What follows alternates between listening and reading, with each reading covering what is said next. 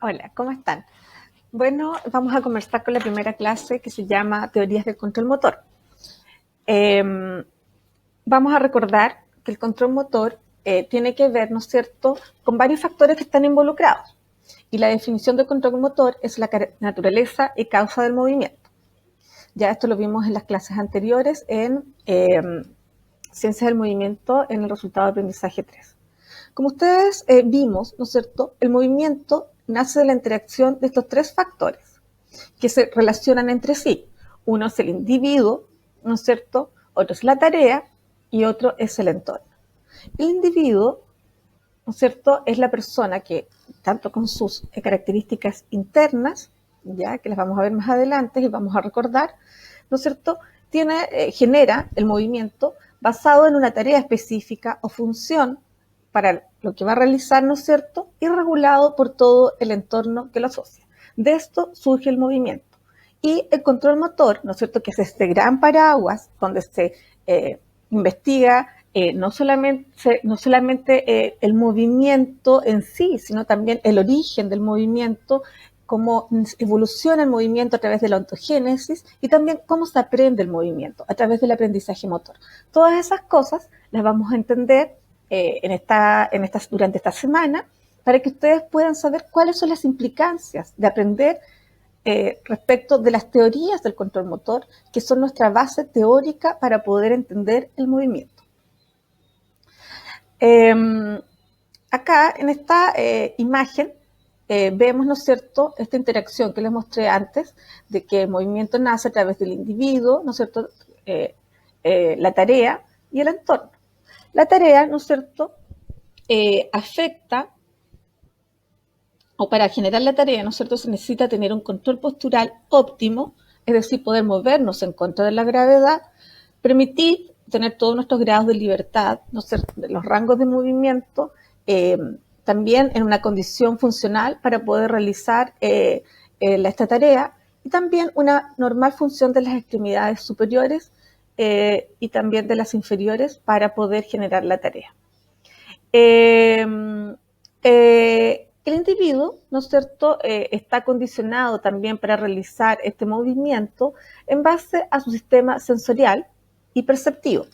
Recuerden que vimos que necesitábamos, ¿no es cierto?, que el movimiento estaba regulado de manera interna a través de nuestro sistema visual, nuestro sistema vestibular y nuestro sistema somatosensorial, y dentro del sistema somatosensorial encontramos el táctil y el propioceptivo.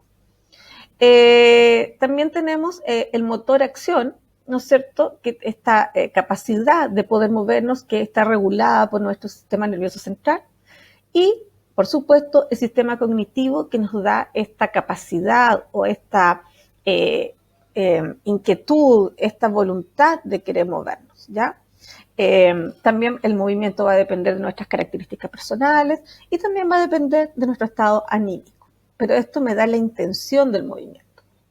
Y el entorno, que puede ser un entorno que está regulando constante el movimiento, o puede ser también un entorno que no está regulando constantemente el movimiento, pero la unión de estos dos va a estar generando modificaciones en el movimiento. Entonces, cuando hablamos de un entorno regulador y no regulador, es que nosotros podemos modificar este entorno, ¿no es cierto?, nosotros como terapeutas, y podemos lograr que se cambie el movimiento, y hay cosas que nosotros no vamos a poder modificar dentro de este entorno. Bueno, como yo les explicaba, ahora vamos a hablar respecto a las teorías.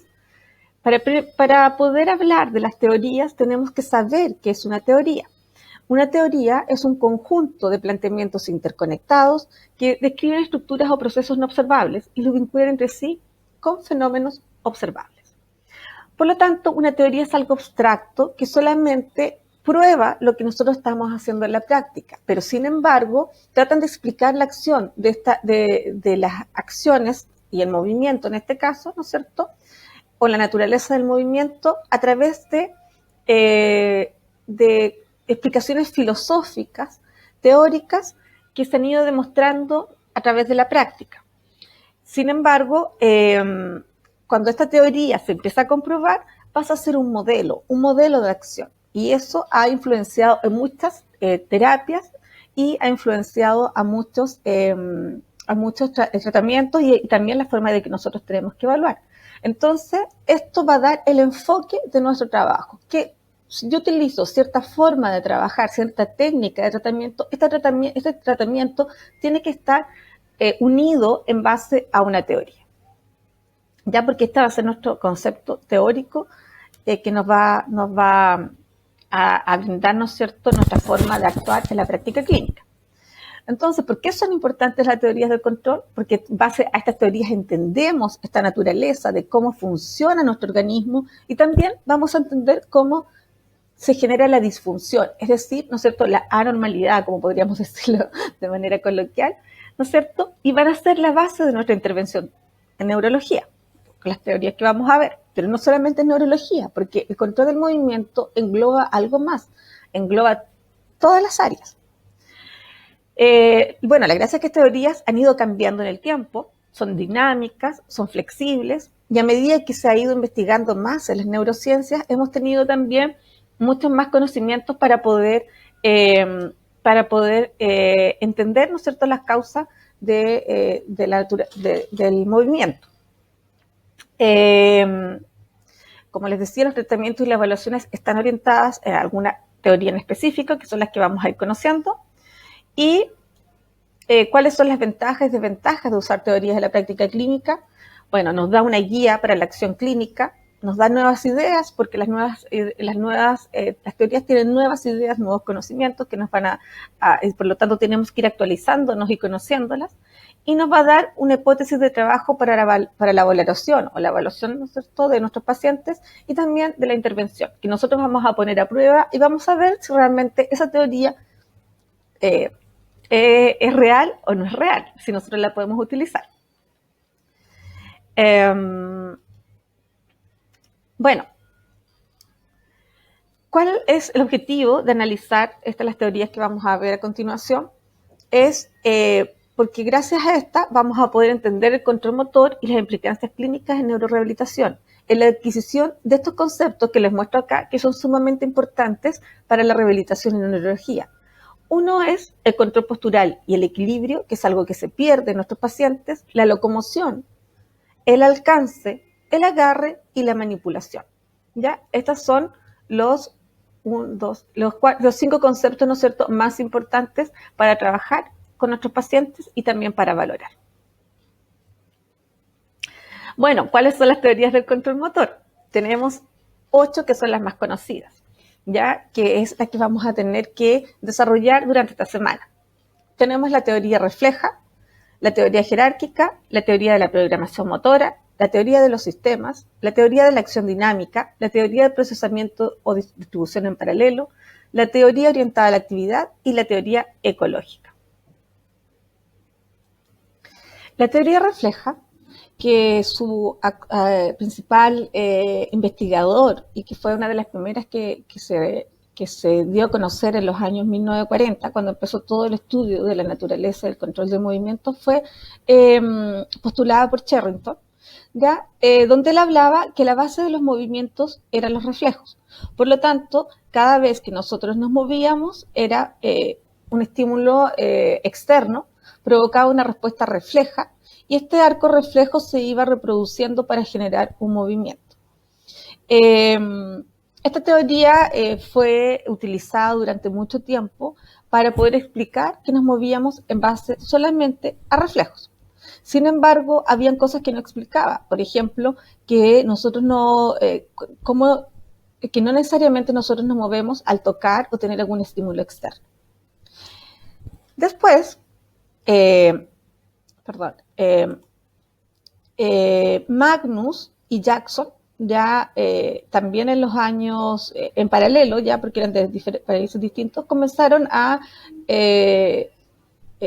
utilizar los conceptos de la teoría refleja en la teoría jerárquica para poder explicar por qué habían algunos reflejos que iban desapareciendo a lo largo del tiempo. Entonces se dieron cuenta que había una jerarquización del sistema nervioso central, que al principio nos movíamos en base a reflejos, pero a medida que se iba mielinizando este sistema nervioso, iba inhibiendo estas conductas más bajas.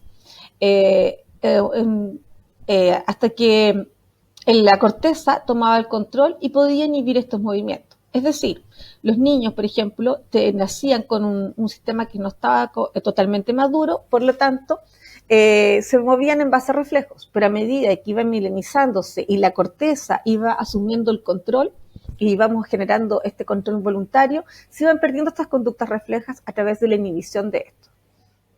Entonces era un sistema muy vertical, ¿no es cierto?, que comenzaba desde abajo, milenizando primero la parte de la médula espinal, ¿no es cierto?, luego el tronco encefálico, para llegar finalmente a la corteza. Por eso explicaba, ¿no es cierto?, que cuando había un daño a nivel de corteza, estos reflejos se desinhibían, ¿ya?, porque no había un control inhibitorio que los controlara. Luego teníamos la teoría de la programación motora, que también fue una teoría muy experimental, que básicamente, a diferencia de la teoría refleja y la teoría jerárquica, que habla explica, ¿no es cierto?, que a través de los sistemas sensoriales, a través de las aferencias, nosotros podemos generar movimiento. La teoría de la programación motora hizo varios experimentos y se dieron cuenta que al desconectar la médula, por ejemplo, hicieron algunos experimentos en saltamontes, al desconectar la médula, las aletas seguían moviéndose por sí solas. Por lo tanto, no necesitaban ni siquiera una regulación central, ni tampoco necesitaban nada externo para poder seguir moviéndose. Lo que explica es que no existe un control, ¿no es cierto?, por parte del cerebro completo, pero no explica, deja de lado completamente las aferencias, por lo tanto tampoco explica en su totalidad el movimiento. No considera tampoco las variables medioambientales, por lo tanto es una teoría que explica, ¿no es cierto?, que nos podemos mover en ausencia de estímulos, pero no explica, ¿no es cierto?, la influencia del medio ambiente o de la tarea, ¿no es cierto?, para poder movernos. Bueno, la teoría de sistemas, que es la que nosotros vamos a trabajar o la que nos vamos a enfatizar durante nuestro curso, es una de las teorías más actuales que comenzó a ser estudiada en 1920, imagínense, hace mucho tiempo, por Bernstein, que comenzó a estudiar, pero luego también ha ido teniendo más luces a través de las investigaciones hechas por Tung-Wei Cook, que ya es más contemporáneo, y habla, ¿no es cierto?, de que el movimiento no nace ni del cerebro ni de ningún sistema en particular, sino nace de la interacción entre todos los sistemas. ¿Ya? Incluye esta teoría de sistemas, incluye la fuerza de gravedad y también cómo todos estos sistemas tratan de mantener este control postural en el espacio, considerando las fuerzas internas y externas, y también considera el ambiente y la tarea. ¿Ya? Habla entonces de la interconexión de los sistemas, toma algunas cosas, ¿no es cierto?, de la teoría jerárquica, por ejemplo, respecto a la organización del sistema nervioso. También toma algo de la teoría refleja, porque sabemos que los reflejos existen, pero no son la base del movimiento, solamente aportan al movimiento, ¿no es cierto?, a través de la estabilidad. Y también sabemos, así como la teoría de programación motora, que hablaba, ¿no es cierto?, de que nos podemos mover sin estímulos sensoriales y sin un control central. Precisamente la teoría de los sistemas habla de la interconexión de estos sistemas, y lo bueno es que incluye la fuerza de gravedad y cómo todos nuestros sistemas, ¿no es cierto?, tratan de mantener esta postura o la estabilidad en contra de la gravedad. La teoría de la acción dinámica es una teoría más que nada matemática que habla de la saturación de los sistemas. Esta habla completamente deja totalmente de lado toda la organización del sistema nervioso central y la mielinización. Solamente habla respecto a los componentes físicos del cuerpo y de los sistemas, donde un sistema, o por ejemplo la sumatoria de estímulos que se pueden producir a nivel de de una palanca de movimiento genera como un dominó, ¿no es cierto? Una especie de dominó que va activando diferentes grupos musculares para poder generar movimiento. Busca razones físicas y matemáticas para su explicación, la explicación del movimiento, pero también deja de lado muchas condicionantes, por lo tanto, el aporte que hace la teoría de la acción dinámica es que nosotros podemos movernos también en base a la saturación o a la cantidad de estímulos que se van generando de manera mecánica en nuestros músculos, articulaciones, y esto va generando, ¿no es cierto?, una especie de dominó que un movimiento pequeñito lo va generando en algo más grande hasta que nos podemos mover en conjunto. Bueno, la teoría de procesamiento o distribución en paralelo habla o explica cómo el sistema nervioso procesa esta información. Y esta teoría explica que no la organiza de una manera única, sino que la organiza en varias formas en paralelo, permitiendo que esta se interprete no solamente tampoco en un solo lugar, sino que en diferentes lugares para poder generar o explicar, ¿no es cierto?, por qué nos movemos. Entonces, esta teoría lo que explica, más que decir cómo nos movemos, es dónde se procesa la información para generar el movimiento. Luego tenemos la teoría orientada a la actividad, que esta teoría explica cómo los circuitos neuronales se ordenan para poder dominar un movimiento. Ya dice, ¿no es cierto?, que nosotros vamos ordenando que nuestro fin último solamente siempre nos vamos a mover en base a una actividad o una tarea. Esta actividad-tarea se va consolidando en este circuito neuronal que se va perfeccionando, pero solamente que nosotros no nos movemos porque sí, siempre solamente nuestro único objetivo es movernos orientados a una tarea. Y por último, tenemos la teoría ecológica que ha sido desarrollada por Gibson, que también es un poco más reciente, que habla cómo el medio ambiente va generando cómo nosotros vamos procesando todo este entorno, todo el ambiente, cómo nosotros detectamos esta información del entorno para nuestras acciones y cómo nosotros la organizamos también para poder movernos. Habla fundamentalmente que la tarea está orientada al ambiente. Ahora ustedes se preguntarán, ¿no es cierto?, ¿cuál de todas estas es la mejor teoría? La verdad es que pasa como pasa con este grupo de personas que trataron de entender la naturaleza del elefante. ¿Por qué se podía, para explicar por qué se movía el elefante o cuál era la función de un elefante? Por lo tanto, algunos estudiaron la trompa del elefante, otros estudiaron la oreja del elefante, otros las patas, otros el tronco. Pero finalmente, la única forma de poder entender este elefante era integrando todas sus partes.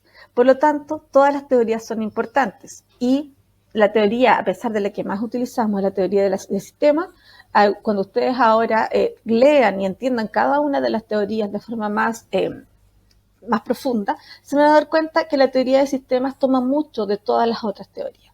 Entonces, es una teoría más actualizada, pero que también se ha basado en todas.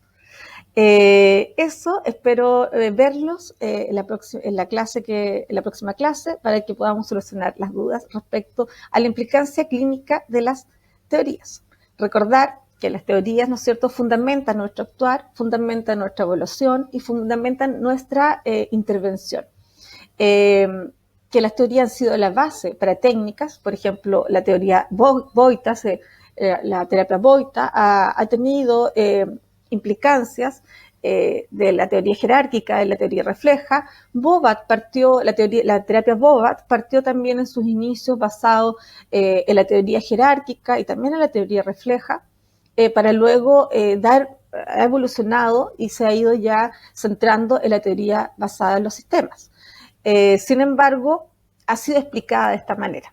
Así que los invito a entender nuestro fundamento teórico. Gracias.